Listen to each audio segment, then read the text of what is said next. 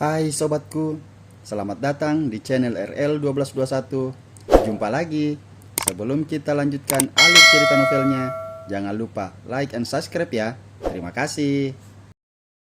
Bab 502 sampai dengan 504 kerjasama benar-benar batal. Tidak peduli bagaimanapun juga, Carlo masih merupakan anggota keluarga kota Mandala yang luar biasa. Reputasinya juga cukup besar di seluruh kota Mandala. Pada saat ini dia datang ke perusahaan Lipon. Seseorang malah menunjuk hidungnya dan menyuruhnya untuk enyah dari sini. Selain itu, bagaimana Carlo bisa menahannya di hadapan keluarga Carmine? Kamu sialan. Kepala Carlo begitu panas hingga dia tidak peduli siapa yang datang. Dia menoleh dan hendak memaki.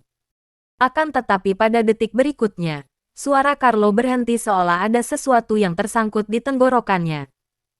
Orang yang datang adalah seorang pemuda yang tidak terlihat terlalu tua, hanya sekitar 30 tahun. Setelan jas yang dibuat dengan baik tidak ada apa-apanya, tetapi aura kuat yang terpancar dari tubuhnya mengejutkan Carlo sampai dia tidak berani berbicara. Mata pemuda ini begitu tajam membuat orang yang melihatnya menjadi takut. Tatapan macam apa itu? Seolah-olah kalau Carlo berani mengumpat, dia akan langsung dibunuh. Nyatanya, tatapan seperti ini tidak asing bagi Carlo. Karena dia telah melihat aura yang begitu kuat di mata Peter sebelumnya. Seolah-olah, pemuda ini adalah orang yang sama dengan Peter. Siapa kamu? Carlo menelan sumpah serapahnya dan bertanya dengan suara dingin. Heh, kamu datang ke perusahaan Lipon, tapi kamu tidak tahu aku ini siapa. Pemuda itu tertawa dan perlahan melangkah maju ke meja. Presdir Damian. Rico sang wakil CEO langsung berdiri dan menyapanya dengan hormat. Pemuda ini tidak lain adalah presdir perusahaan Lipon yang bernama Damian. Semua orang melihat sikap dan mendengar suara presdir Damian dengan mata terbelalak. Hati mereka semua tiba-tiba menegang. Gawat. Satu kata ini melonjak dari hati Carlo. Ternyata pemuda ini adalah Damian, presdir perusahaan Lipon. Dia adalah pengurus perusahaan Lipon. Artinya, seberapa menakutkan status dan posisinya. Tadi Carlo juga berani memakinya. Ini artinya mencari kematian tanpa melihat tempatnya. Presdir Damian, aku tidak tahu itu kamu. Maafkan aku. Detak jantung Carlo terus meningkat dan berulang kali meminta maaf kepada Damian. Akan tetapi, Damian sama sekali tidak menatapnya. Bukankah sudah kubilang tidak ada seorang pun dari keluarga Nilo yang boleh masuk ke dalam perusahaan Lipon? Siapa yang mengizinkan mereka masuk? Damian bertanya sambil melonggarkan kerah bajunya dan menatap Rico. Baik, Presdir Damian. Aku akan menyuruhnya pergi sekarang juga. Rico menganggukkan kepalanya dengan penuh hormat. Setelah Carlo dan keluarga Carmine mendengar hal ini mereka sekali lagi menjadi bingung. Apa yang sedang terjadi? Bukankah Carlo akan membawa keluarga Carmine dan datang ke perusahaan Lipon untuk menandatangani kerjasama? Kenapa sekarang presdir perusahaan Lipon muncul dan bilang anggota keluarga Nilo tidak diizinkan masuk ke perusahaan Lipon? Bukankah ini berarti perusahaan Lipon sangat memusuhi keluarga Nilo? Maka kerjasama ini. Presdir Damian, aku tidak mengerti apa maksudmu. Carlo merendahkan suaranya dan mempertahankan sikap hormat. Apa kamu tidak tahu siapa yang telah kamu singgung? Damian melirik ke arah Carlo dan benar-benar ingin mengatakan yang sebenarnya. Akan tetapi mengingat instruksi Peter, dia mendengus dan menahan diri. Keluarga Carmine juga, apa kalian tidak tahu siapa yang telah kalian singgung? Setelah mengatakan ini, Damian langsung berdiri dan berjalan menuju ke pintu.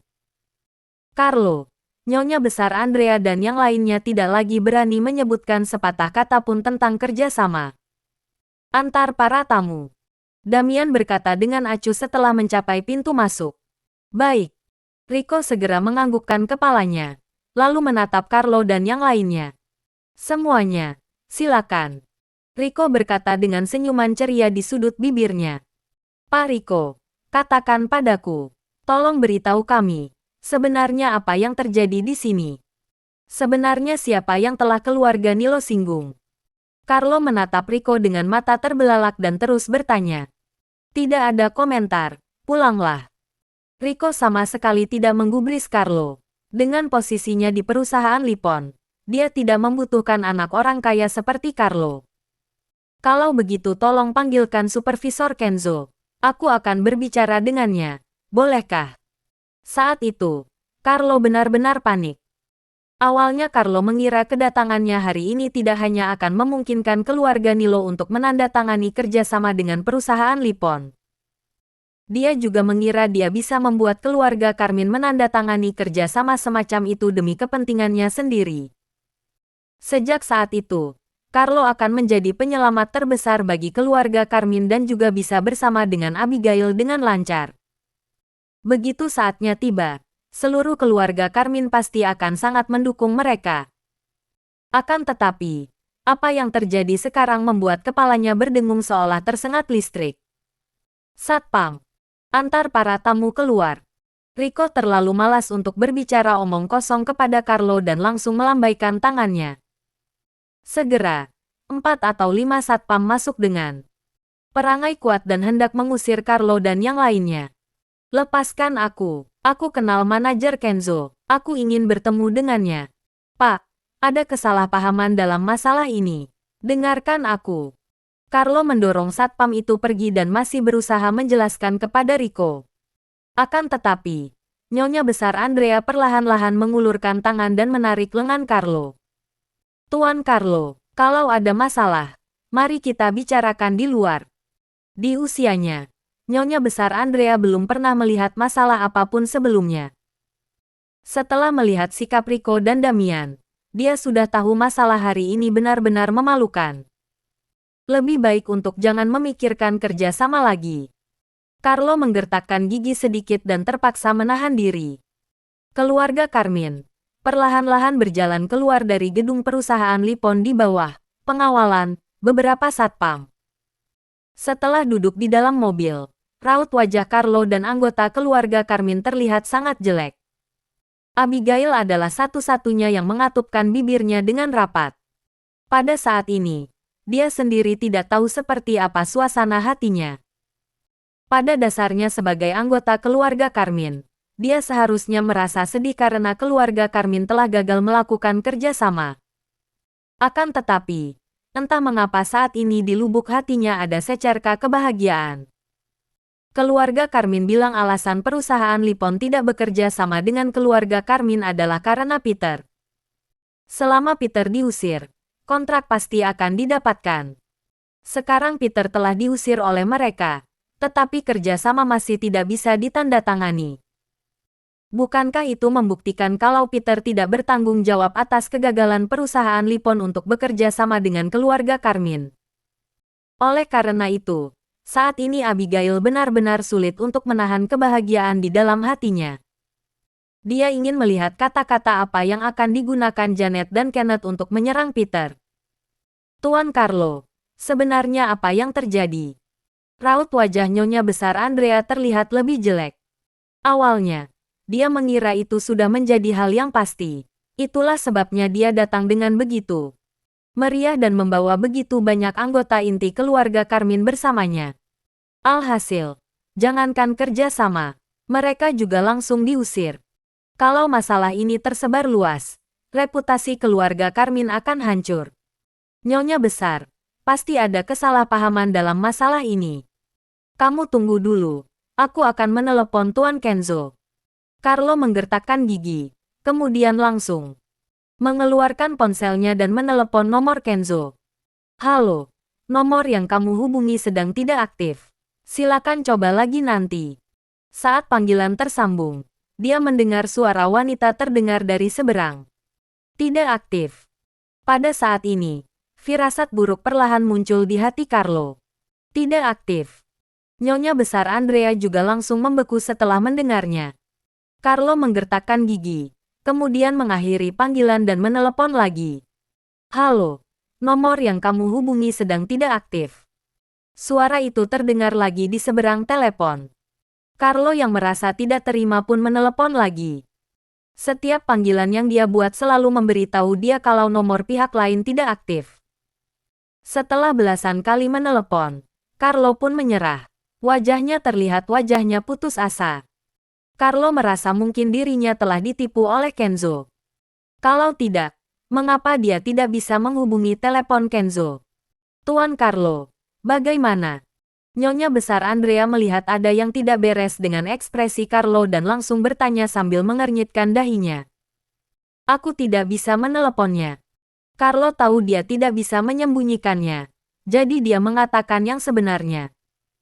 Bukankah sebelumnya kamu sudah mendiskusikannya dengan Tuan Kenzo? Kamu bilang selama keluarga Carmine menyingkirkan Peter, mereka pasti bisa mendapatkan kontrak ini. Walaupun Nyonya besar Andrea memiliki kepribadian yang tenang, saat ini dia juga mulai merasa cemas. Masalah apa ini? Berapa banyak usaha yang keluarga Carmine lakukan demi mendapatkan kesepakatan ini? Peter adalah penyelamat nyawa Nyonya besar Andrea. Demi keluarga Carmine, Nyonya besar Andrea telah menjadi penjahat yang tidak tahu berterima kasih. Akan tetapi, sekarang apa hasilnya? Kerja sama itu tidak berhasil. Mereka juga diusir dari perusahaan Lipon. Kenzo, yang berada di ikut terlibat juga tidak bisa dihubungi. Pada saat ini, Nyonya besar Andrea tiba-tiba merasa dirinya seperti lelucon.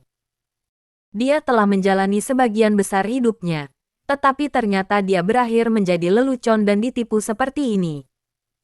Tuan Carlo, apakah kamu bekerja sama dengan Kenzo untuk mengusir Peter? Jadi kamu menipu keluarga Carmine untuk melakukan pertunjukan seperti itu.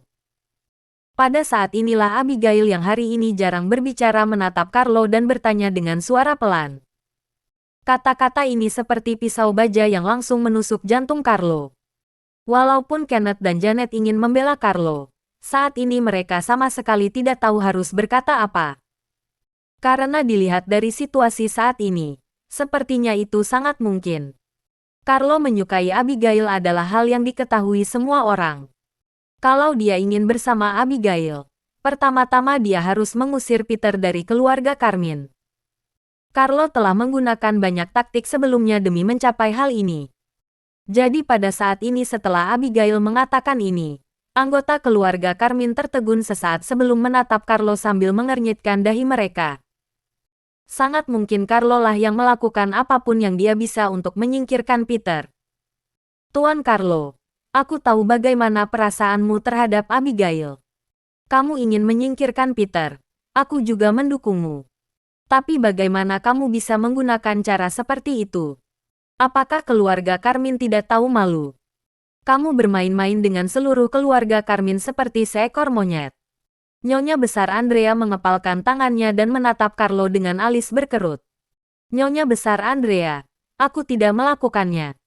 Mata Carlo membelalak dan bergegas melambaikan tangannya untuk menjelaskan. Akan tetapi, penjelasannya kali ini begitu tidak mendasar. Dia telah merencanakan segalanya. Nyonya besar Andrea dan yang lainnya juga telah menaruh kepercayaan yang besar padanya. Alhasil, segala sesuatunya telah sampai pada tahap ini. Apa artinya dia menjelaskan? Abigail, Nyonya besar, percayalah padaku. Aku tidak melakukan ini. Memang benar aku ingin menyingkirkan Peter, tapi memang benar Tuan Kenzo setuju untuk menandatangani kerjasama dengan kita. Kalau tidak, apakah aku akan membawa keluarga Carmine dan datang untuk mempermalukan diriku sendiri? Keluarga Carmine telah kehilangan muka. Keluarga Nilo juga sama. Apakah aku akan melakukan hal yang begitu bodoh? Pada saat ini, Carlo sangat ingin menjelaskan pada mereka.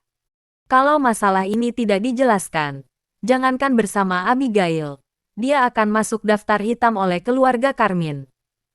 Pada saat itu, rencana yang telah lama dia dan ayahnya Henry atur terpaksa dibatalkan. Nyonya besar Andrea mengernyitkan dahi setelah mendengar penjelasan Carlo. Penjelasannya memang ada benarnya. Walaupun Carlo tidak berotak, dia tidak akan bisa melakukan hal seperti itu. Nyonya besar, kau harus percaya padaku. Aku pasti akan memberimu dan keluarga Carmine penjelasan mengenai masalah ini. Kamu bawa semua orang kembali dulu. Sekarang aku akan mencari Tuan Kenzo. Aku pasti akan membawanya ke rumah keluarga Carmine dan memberimu penjelasan secara langsung. Carlo menggertakkan gigi dan berkata kepada Nyonya Besar Andrea. Oke. Nyonya Besar Andrea menganggukkan kepalanya. Setelah Carlo berpisah dari keluarga Carmine, dia duduk sendirian di dalam mobil dan mengepalkan tinjunya ke setir. Sial, apa yang sedang terjadi? Carlo meraung dengan marah, kemudian menginjak pedal gas dan bergegas menuju tempat tinggal Kenzo. Kenzo, kalau hari ini kamu tidak memberiku penjelasan, aku akan membunuhmu. Carlo menggertakkan giginya, dia benar-benar ingin membunuh Kenzo. Peter sendiri tidak pernah membuatnya semarah ini. Akan tetapi, kejadian hari ini benar-benar membuatnya kehilangan muka di hadapan semua anggota keluarga Carmine. Kendaraan melaju. Carlo pun segera tiba di rumah Kenzo. Ini adalah komunitas kelas atas. Mereka yang bisa tinggal di sini adalah orang kaya atau bangsawan. Carlo langsung menuju ke lantai tempat Kenzo tinggal dan mencari pintu sesuai dengan nomor rumahnya. Pada saat ini, pintu rumah Kenzo agak terbuka dan sepertinya ada seseorang yang sedang berbicara di dalam. Brak! Carlo melangkah maju dan menendang pintu hingga terbuka. Kenzo, keluar! Carlo menggertakkan gigi dan mengumpat dengan marah, kemudian menatap beberapa pria dan wanita parubaya. Apa yang kalian lakukan? Carlo agak terkejut setelah melihat beberapa orang ini. Siapa kamu? Seorang pria parubaya berkacamata menatap Carlo sambil mengernyitkan dahinya. Aku teman Kenzo, bukankah ini rumahnya? Carlo agak bingung dan menunjuk ke arah ruang tamu. Ternyata kamu teman tuan muda Kenzo. Halo, aku adalah pengacara Dirut Jordan. Keluarga Dirut Jordan telah meninggalkan negara ini untuk berkembang di luar negeri. Aset properti akan kujual atas nama mereka. Entah ada masalah apa kamu mencari ketua yang? Seorang pria parubaya berjas bertanya dengan sopan. Akan tetapi, Carlo sama sekali tidak bisa menjawab pertanyaan ini. Kenzo telah melarikan diri. Tidak hanya melarikan diri, dia juga membawa keluarganya bersamanya. Tidak peduli betapa bodohnya Carlo, dia masih bisa mengerti apa yang sedang terjadi. Kenzo telah mempermainkannya. Dia takut Carlo akan berurusan dengannya, jadi dia melarikan diri. Kapan mereka pergi?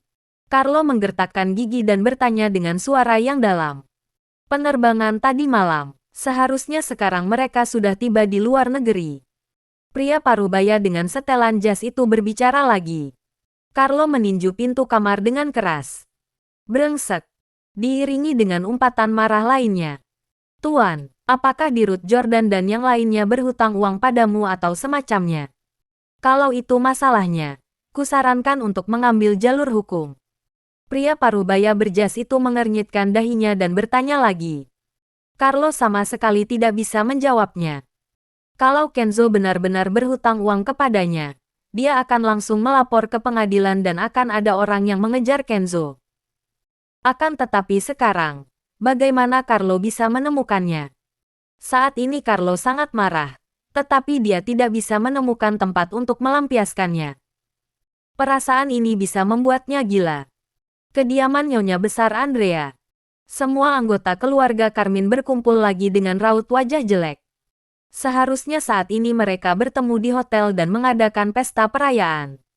Akan tetapi, tidak ada yang menyangka dengan akhir dari semua ini. Apa yang disebut pesta perayaan juga menjadi lelucon. Nenek, kita tidak mengenal Presdir Damian. Hari ini kita juga baru bertemu untuk pertama kalinya. Sebelumnya, kita juga tidak tahu seperti apa tampangnya. Bagaimana kita bisa menyinggung perasaannya? Kenneth baru menelepon hotel untuk membatalkan ruangan dan bertanya sambil mengernyitkan dahinya. Tidak, kita tidak menyinggung perasaan Presdir Damian. Masih ada orang lain di belakang perusahaan Lipon. Nyonya Besar Andrea menyipitkan matanya dan berkata dengan serius. Nenek, apa maksudmu? Kenneth bertanya dengan bingung. Presdir Damian bisa dilihat dia hanyalah seorang perantara. Orang yang bisa mendirikan perusahaan sebesar itu pasti sangat kaya dan telah bergelut di pasar untuk waktu yang lama. Tapi Presdir Damian itu tidak memiliki aura seperti itu. Dia tidak terlihat seperti pengusaha. Nyonya Besar Andrea menyipitkan matanya. Damian jelas bukan seseorang yang bisa mendukung perusahaan Lipon. Jadi dia menyimpulkan pasti ada orang lain di belakang perusahaan Lipon. Kalau begitu, siapa orang itu? Semua anggota keluarga Carmine agak bingung. Peter. Saat ini Abigail yang dari tadi tidak membuka suara akhirnya menengadahkan kepalanya. Kedua matanya berkilat. Seolah-olah dia telah memahami sesuatu.